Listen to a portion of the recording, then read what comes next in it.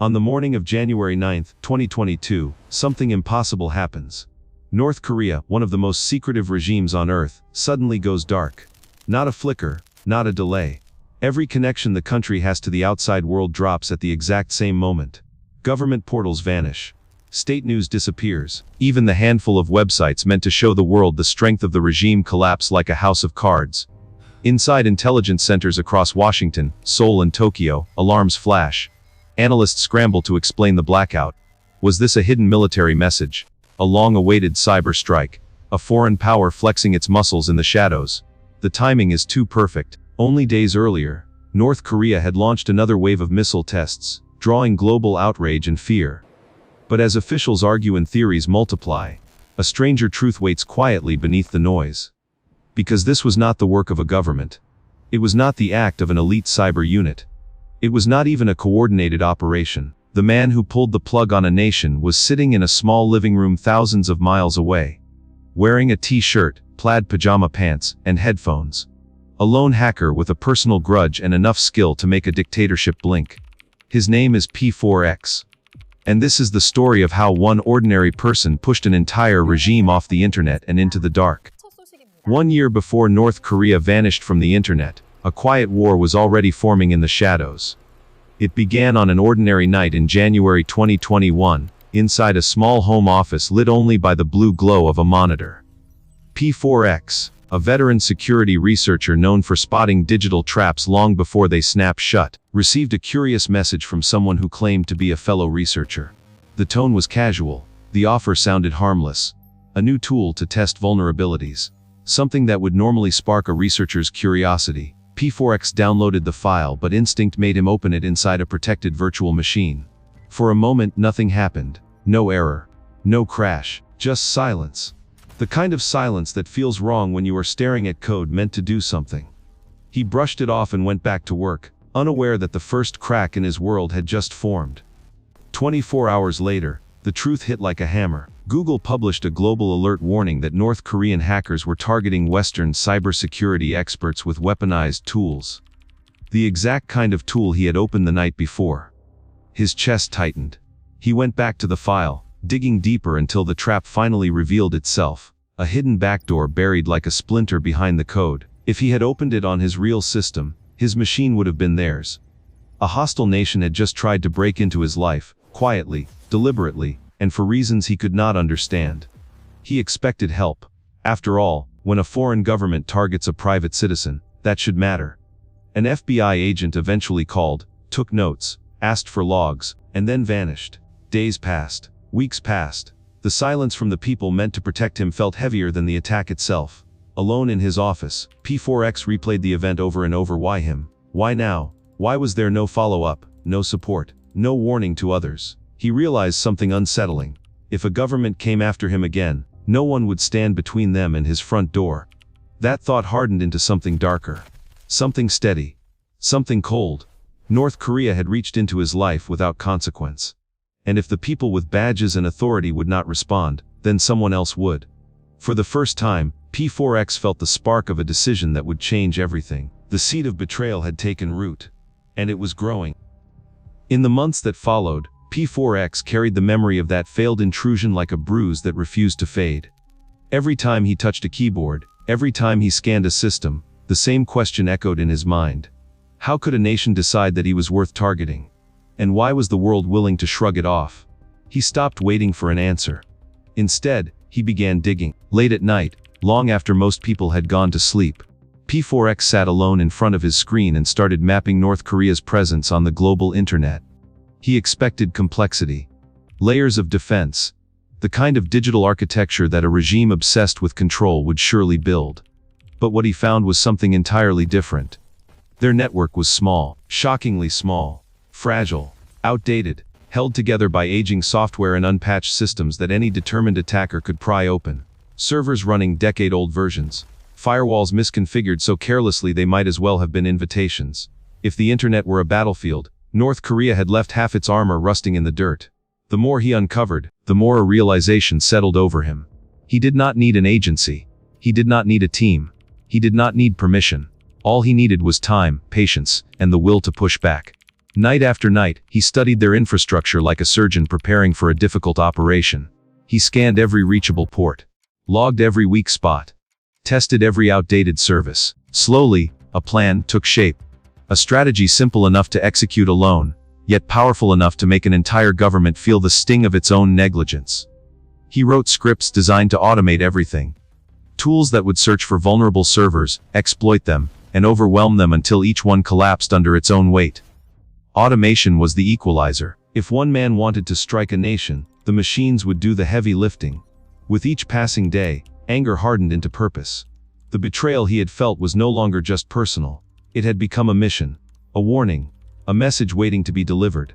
For the first time, P4X understood that he was no longer the hunted. He was becoming the hunter.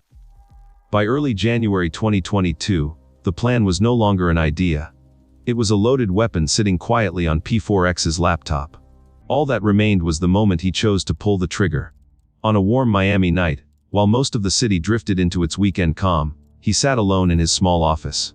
The room was still. The air conditioner hummed, his monitor glowed with the final lines of code he had spent months crafting. He checked everything twice, then a third time. His scripts were primed to sweep across North Korea's exposed systems, identifying which servers were alive and which ones were about to fall like brittle glass. On the screen, rows of targets waited in silence. He took a slow breath, steadying the tremor of adrenaline building in his chest. Then he pressed enter. The attack began without drama. No alarms. No flashing lights. Just cold streams of data firing across the ocean. Millions of packets racing toward a regime that had once tried to quietly invade his world. P4X leaned back in his chair, watching the first logs populate. It felt almost unreal.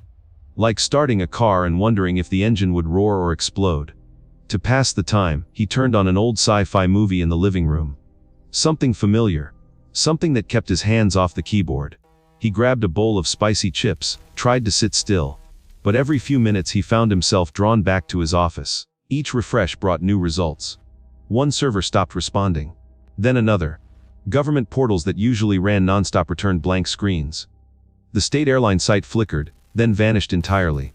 Propaganda pages that North Korea used to project its power to the world fell silent. With every website that went dark, P4X felt the weight of what he had unleashed settle a little deeper.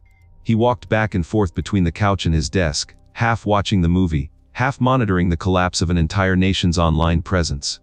It was surreal. It was quiet. It was devastating. The kind of blow that leaves no smoke and no crater, only silence. Near midnight, he performed one last check. Every reachable domain tied to North Korea had stopped responding. Their external internet had become a ghost town. For the first time in his life, P4X realized he had done something no government had dared to do openly. He had unplugged an entire country. Not symbolically. Not hypothetically. Literally. He stood there for a moment, hands resting on the desk, absorbing the scale of what he had accomplished. A regime known for its secrecy and its defiance had been knocked off the world stage by a lone hacker sitting in pajamas, surrounded by empty snack bags and the fading sound effects of a movie playing in the other room. The night was quiet again. But nothing about it felt ordinary anymore. This was not just a strike. It was a message. North Korea had stepped into his world without consequences. Now, he had stepped into theirs. And the world had no idea who had just pulled the plug. By the next morning, the blackout had crossed the ocean and landed on the desks of analysts from Washington to Seoul. At first it looked like a glitch, a routing issue, maybe a power failure. But as minutes turned into hours and entire networks in North Korea remained unresponsive, the tone shifted. Something bigger was happening. Something deliberate. Screens in intelligence centers lit up with red indicators. Engineers refreshed connections over and over, only to see the same silent results. North Korea, a country infamous for its secrecy, had simply dropped off the map. Theories erupted almost instantly. Some pointed at the United States. A covert warning after recent missile launches. Others whispered about South Korea or Japan, nations with the technical ability and the motive to deliver a quiet blow. A few even speculated that China might have finally lost patience with its unpredictable neighbor. The room filled with guesses, none of them close to the truth. Reporters began calling experts. Cyber forums buzzed with speculation. Why now? Why this? And why so clean? The outage pattern did not match any known government signature. No familiar footprints. No established tactics. It was as if someone had reached out and flipped a switch with a single finger. Inside North Korea, life barely changed. Ordinary citizens had no access to the global internet, so the collapse went unnoticed on the streets of Pyongyang. But for the regime, the embarrassment was sharp. Their carefully crafted propaganda pages meant for foreign audiences were gone. Their email servers were unreachable. Their digital window to the world had been boarded shut. Meanwhile, thousands of miles away, P4X sat in his living room scrolling through article after article, each one guessing and each one wrong. Agencies, militaries, nation-states. Every headline pointed upward, toward the giants of geopolitics. Not a single person suspected a lone researcher with a laptop and a grudge. For P4X, the misdirection was almost satisfying. The world was hunting for a phantom army, a covert strike team, a government-level operation. But the real culprit was still in his pajamas, quietly sipping coffee, watching experts debate the impossible. He had fired the first shot of his own private cyber war. And no one, not even the regime he had struck, knew where to look. In the days after the blackout, P4X felt something he had not expected. The rush of victory faded, replaced by a heavier truth. If North Korea had come after him once, they would come after others. Researchers, students, independent analysts, people who had no shield and no agency standing behind them. The attack on him had not been personal. It had been a tactic, and if no one pushed back, that tactic would only grow bolder. What began as revenge slowly transformed into responsibility. A sense that he had stepped into a fight larger than himself. A fight no one else seemed willing to take on. Late at night, he sat in front of his monitor, scrolling through reports of cyber attacks linked to the same group that had targeted him. Patterns emerged. Names repeated. It was a machine that preyed on individuals, not governments, and those individuals were left to fend for themselves. He knew temporary outages would not be enough. He needed something lasting, something that would remind the regime that the people they targeted were not helpless. So he started building again. Not malware, not weapons, but a community. On the dark web, he created a small hidden site and named it the Funk Project. A place for others who had been attacked to gather, share intelligence, and strike back with purpose instead of panic. It was not a call for chaos. It was a call for accountability. The cybersecurity world reacted fast. Some praised him for doing what others only talked about. Others warned he was crossing lines and could disrupt covert operations already in motion. They reminded him of the laws he was skirting, the risks he was taking, the enemies he was provoking. P-Force heard all of it, but his resolve did not waver. He was no longer acting out of anger. He was acting out of principle. If a regime could target individuals without fear, then individuals had the right to remind that regime they were not prey. He did not want glory. He did not want recognition. He wanted balance. A message written not in violence, but in consequence. For the first time, his retaliation felt less like revenge and more like a mission. A mission he had chosen, and a mission he intended to finish. Weeks passed. Headlines faded. North Korea's internet eventually flickered back to life. But behind the scenes, one fact remained unchanged. No one had figured out who brought the regime to its knees. Not intelligence agencies. Not foreign governments. Not even North Korea itself. The blackout had come and gone like a ghost slipping through a locked room, leaving only confusion in its wake. Meanwhile, P4X lived his life in quiet normalcy. Groceries, coffee runs, late nights at the keyboard. To the world, he was just another man in another city. But the digital battlefield still carried the imprint of what he had done. A reminder that even the most secretive regimes can bleed when they underestimate the wrong person. He checked the news occasionally, watching experts still debate theories that pointed everywhere except toward him. It was almost surreal. They looked to governments and armies, never imagining that the culprit was a single researcher with a laptop and a reason. There was a strange power in that invisibility. He had no uniform, no rank, no title, yet his work had echoed across continents and left a dictatorship blinking in the dark. But invisibility is a double-edged sword. It keeps you safe, yet reminds you that you are standing alone on a line no one else wants to walk. So he kept building, kept preparing. Not for fame, not for chaos, but for the possibility that the next attack would be bigger and aimed at someone who might not see it coming. He had become a silent guardian in a war most people did not know existed. A ghost behind the door. Unseen, unheard, but undeniably present. And that raises a question we cannot ignore. If one man in pajamas can shut down the internet of a nation, what happens when hundreds decide to fight back? What happens when the balance of power shifts from governments to individuals who refuse to be victims? If you want to follow stories like this, stories about the people who shape the hidden world behind our screens, make sure to subscribe. There are many more shadows to uncover, and this is only the beginning.